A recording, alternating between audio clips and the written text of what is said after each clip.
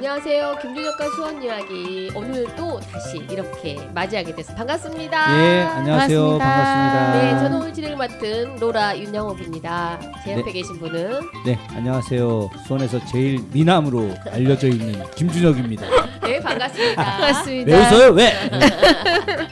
너무 진실이다. 네, 안녕하세요. 저는 나미입니다. 반갑습니다. 네, 반갑습니다. 오늘도 함께 자리하게 돼서 너무너무 반갑고요. 네. 기쁩니다. 오늘 지금 먼 길 달려오신 거죠, 우리 교수님? 예, 지금 이제 그 공항에서 네. 예, 바로 달려왔습니다. 어디 다녀오셨습니까? 예, 저 일본 동경 좀 다녀왔습니다. 네. 뭐, 동경은 누가 불러서 다녀오셨을까요? 예, 동경은 일본 정부가 네. 절대 오지 말라고 했음에도 불구하고 제가 좀 방문을 하고 왔는데요. 네. 어제 이제 동경에 한국 YMC 회관에서 기자회견을 좀 했습니다. 네. 그 기자회견 내용은 일본 정부가 2015년에 일본 근대 산업유산이라고 하는 이름으로 군함도 등 23개 그 예전 그 어떤 탄광들 또 기업들 또 공장들 이런 걸 세계 문화유산으로 등재를 했는데 그때 유네스코가 이 공간들 이 유적으로 이 등재된 곳들이 사실은 일제 강점기에 조선인들이 수도 없이 많이 끌려가서 엄청난 노동과 학대를 받았는데 이 부분에 대해서 이렇게 세계인들에게 알려야 된다라는 권고 사항을 내렸거든요. 근데 지금 8년이 지나도록 일본 정부가 전혀 이행을 하고 있지 않아서 이와 관련해서 이행을 해라. 그리고 또 하나 이제 니카타현에 사도광산이라고 있습니다. 네.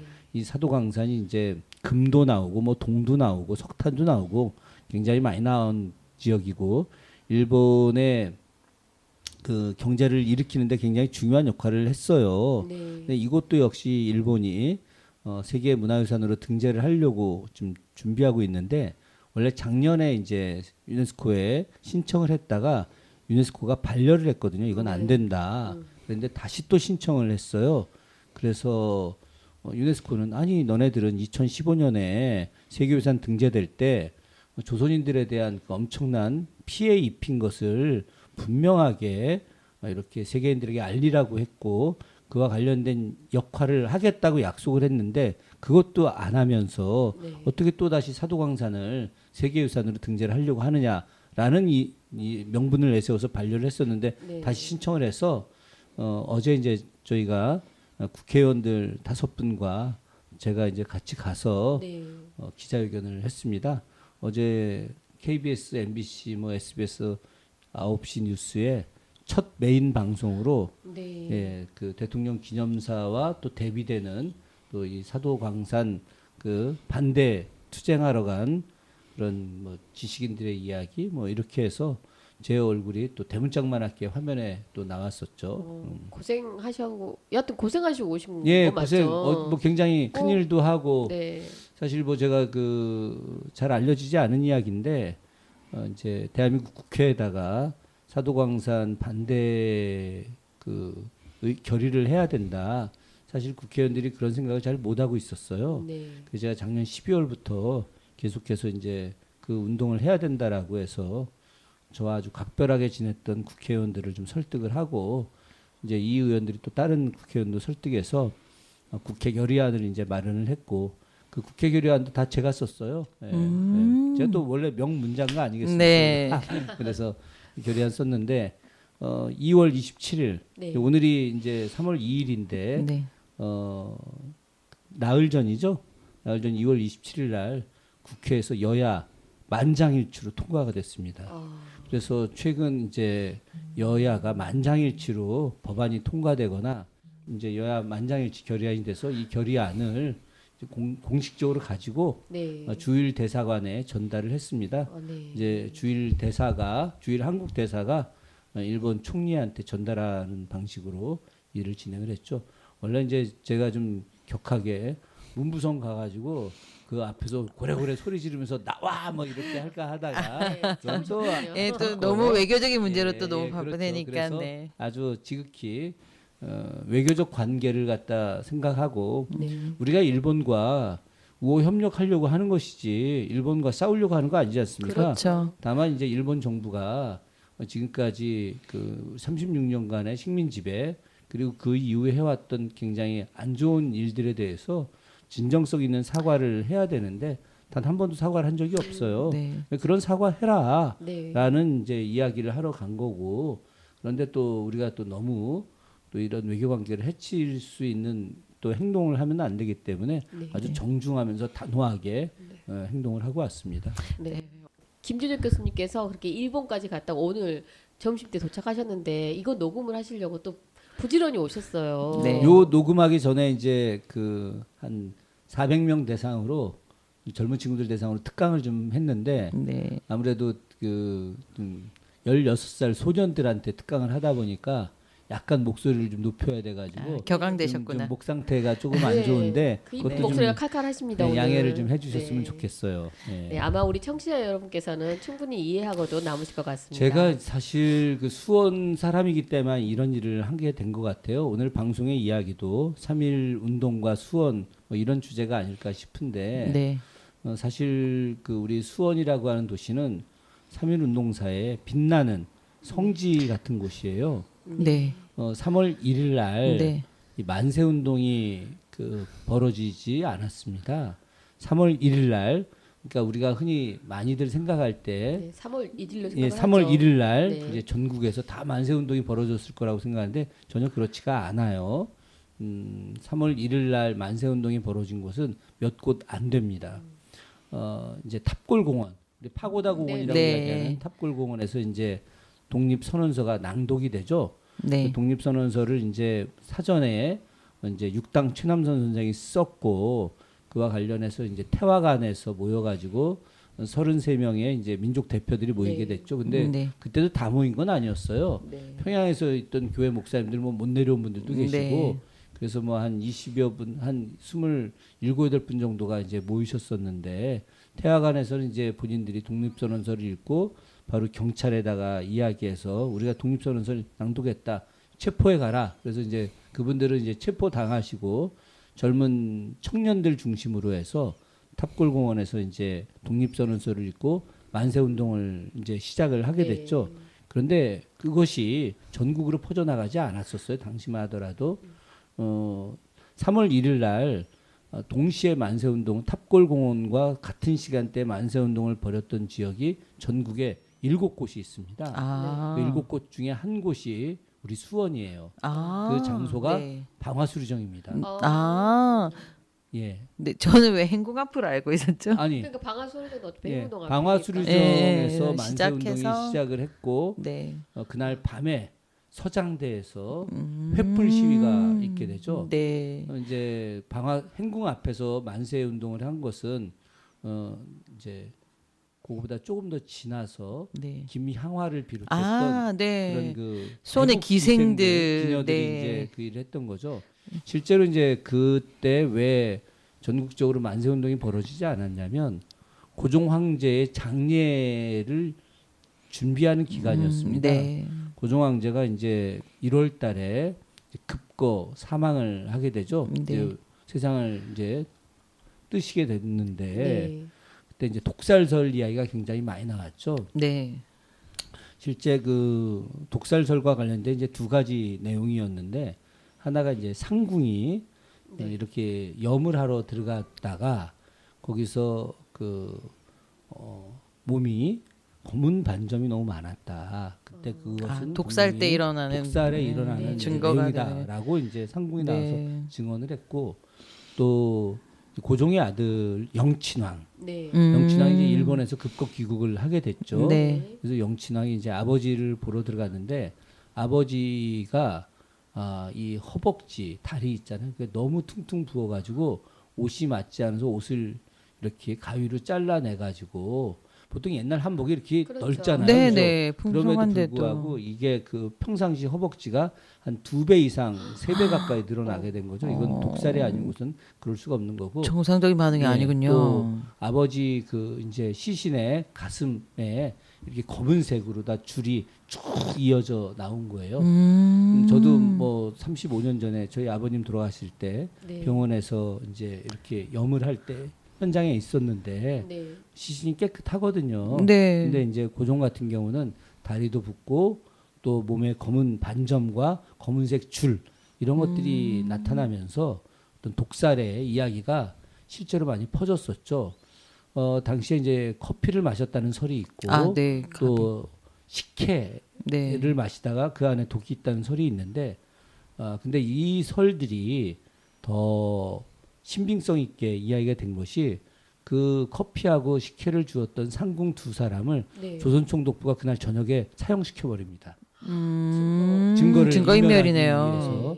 그래서 이제 이런 내용들이 전국에 퍼져 나가게 됐고 이제 그런 과정에서 많은 분들이 이제 국장을 치르기 위해서 3월 4일 날이 장례일이었거든요. 그래서 이제 전국에서 다 사람들이 몰려드는 거죠. 네. 황제 장례를 위해서.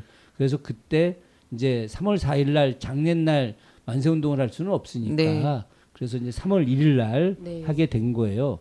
그래서 이제 3월 1일 날 만세운동을 하고 많은 사람들이 잡혀가고 또 남은 사람들은 이제 3월 4일 날 국장을 치렀는데 이때 이제 장례를 치른 사람들이 전국으로 다 고향으로 돌아가죠. 근데 고향으로 돌아갈 때 갖고 간 게 뭘까요? 태극기를 숨겨서 태극기, 돌아갔겠네요. 또 독립선언서. 독립선언서. 독립선언서를 갖고 갔고 독립선언서를 갖고 간 분들이 이제 그 지역에 가서 다시 그걸 인쇄를 하죠. 그럼 인쇄를 하고 그때부터 만세운동 준비를 하게 됩니다. 3월 4일 이후로 쭉 3월 다 4일 퍼진 이후로 거네요.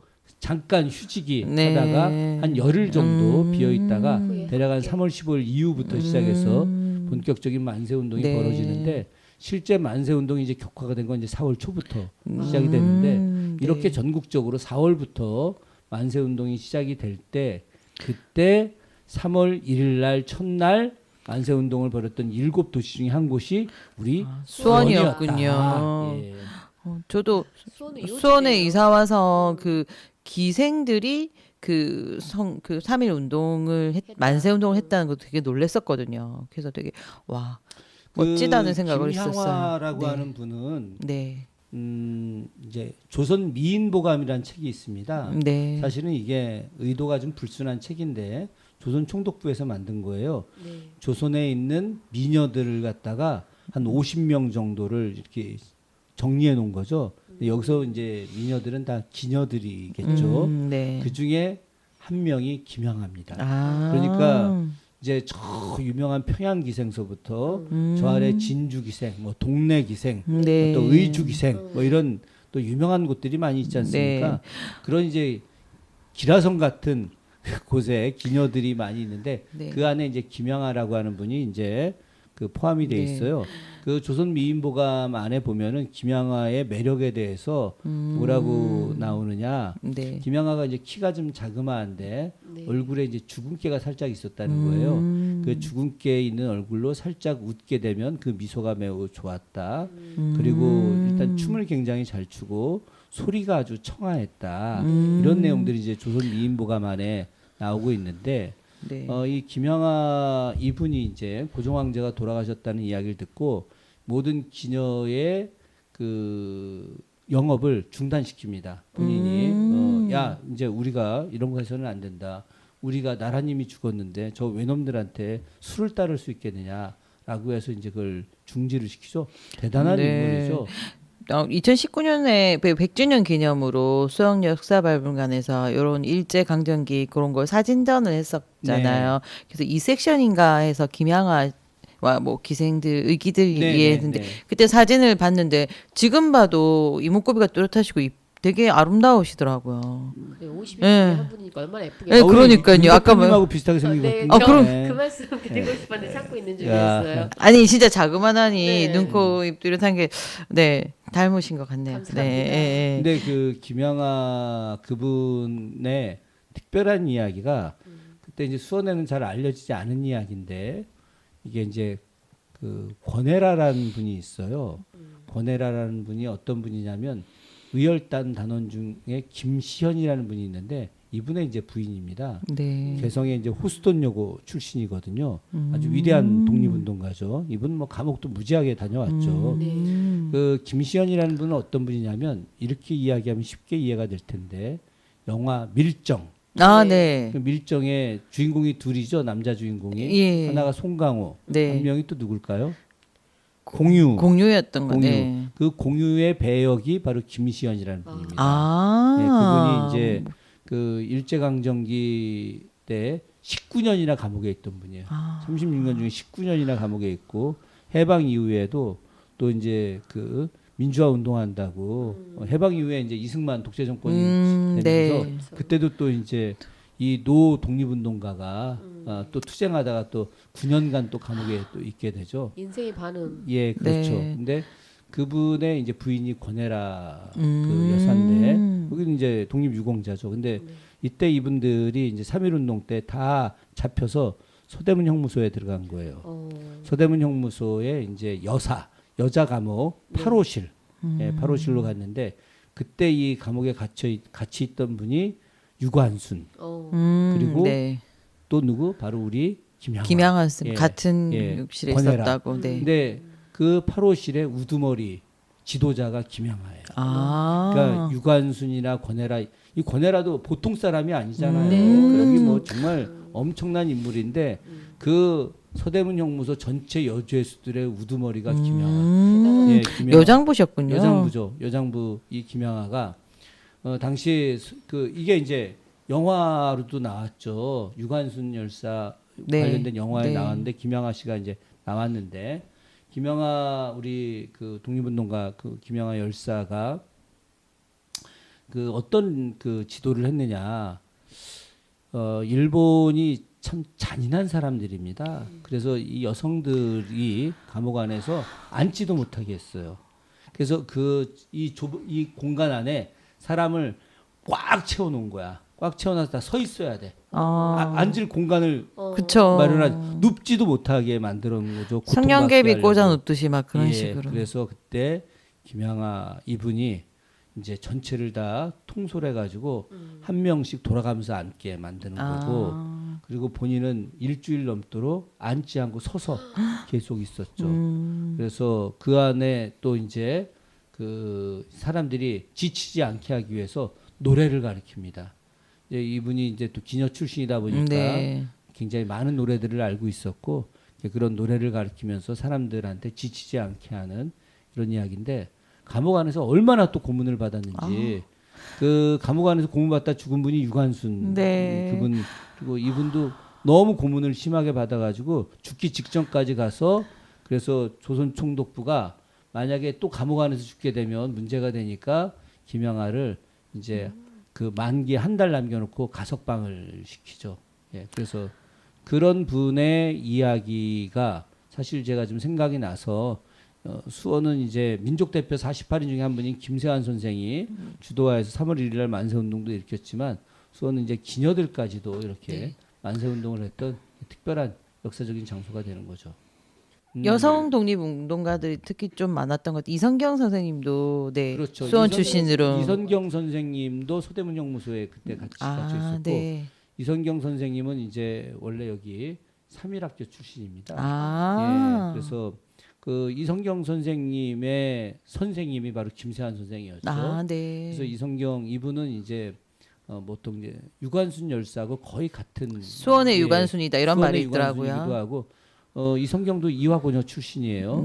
그래서 이제 그 서울로 유학을 갔다가 당시에 그 유관순 열사하고는 조금 시기가 약간 좀 다릅니다. 이성경 열사는 이제 상해 임시정부가 만들어지면서 상해 임시정부가 이제 4월 12일 날 만들어지고 네. 헌법이 4월 12일 날 만들어지고 4월 네. 13일 날 이제 상해 임정이 첫 번째 이제 수립이 되거든요.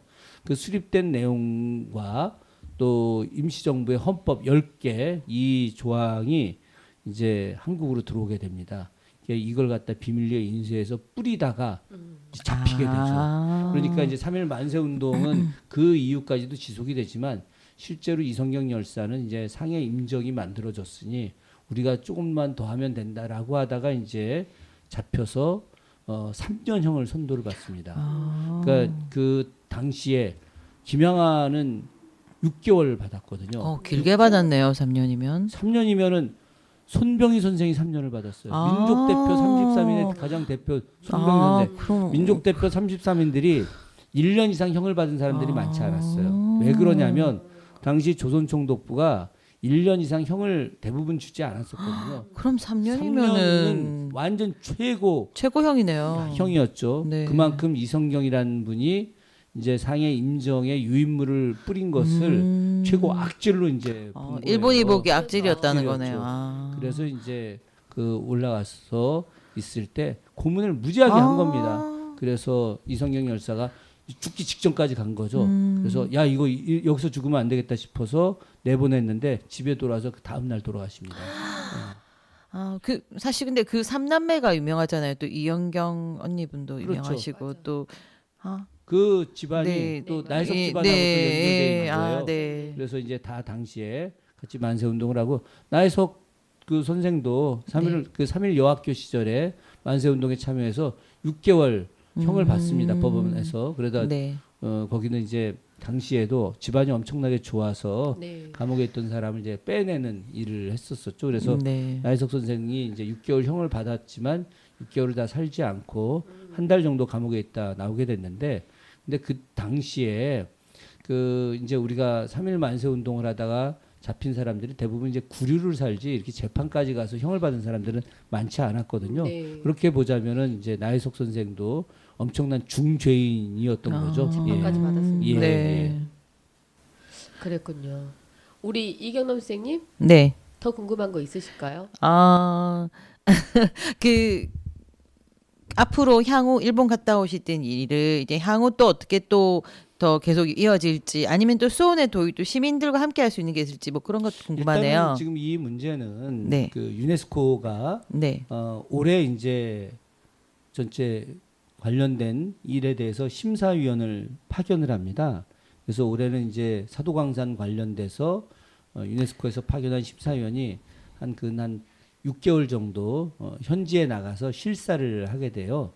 그래서 이 실사와 관련해서 저도 유네스코의 자문기구인 이커머스의 위원이거든요. 이건 이제 이커머스의 위원들이 나가서 실사를 하는 건데, 네. 그래서 제가 8월 광복절 즈음에서 또 어제 같이 가셨던 분들과 함께 이커머스에서 실사 나온 분을 사도 광산에서 직접 만나서 어떤 부당함을 이야기할 생각이고요.